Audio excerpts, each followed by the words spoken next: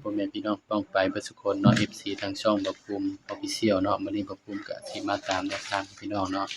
สำหรับเวลาพัฒนาเนาะครับเนาะของวันที่28พฤษภาคมนะครับก็มาเบิ่งนำกันเนาะพี่น้องเนาะสำหรับแนวทาง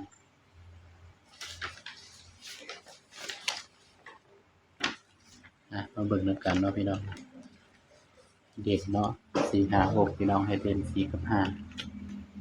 บาดนี้เบิ่งผลมันออกนำกันเนาะครับเนาะนี่คำพูด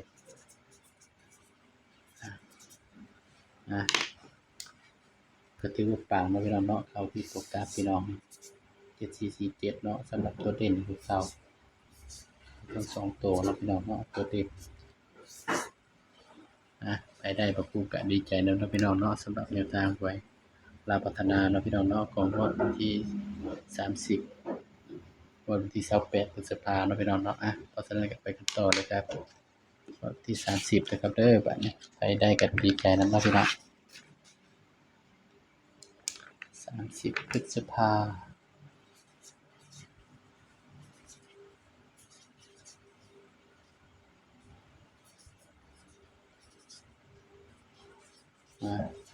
สิมีคนเลี้ยงกาแฟบ่ภูมิอยู่บ่นี่เนาะพี่น้องเขาติดต่อกัน2งวดเลยเนาะพี่น้องเนาะ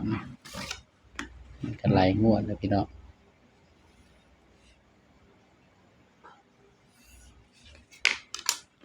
มาเบิ่งตัวเด่นนำกันเนาะครับเนาะ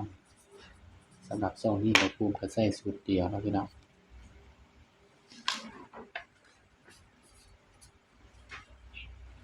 สำหรับเด่นเด้อครับเด้อ012เนาะพี่น้องเนาะสำหรับตัวเด่นก็มาจับคู่นำบ่ภูมิเลยพี่น้องบัดนี้03 04 05 3 4 15 23 24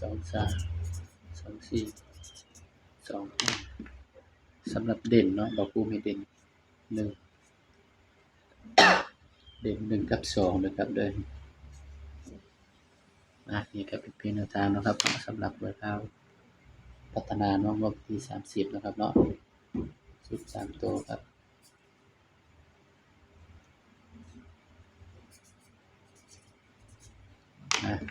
ถ้าว่าชื่นชอบแนวทางบ่ภูมิก็ฝากกดไลค์กดแชร์กดติดตามช่องบ่ภูมิ Official ด้วยครับเด้อ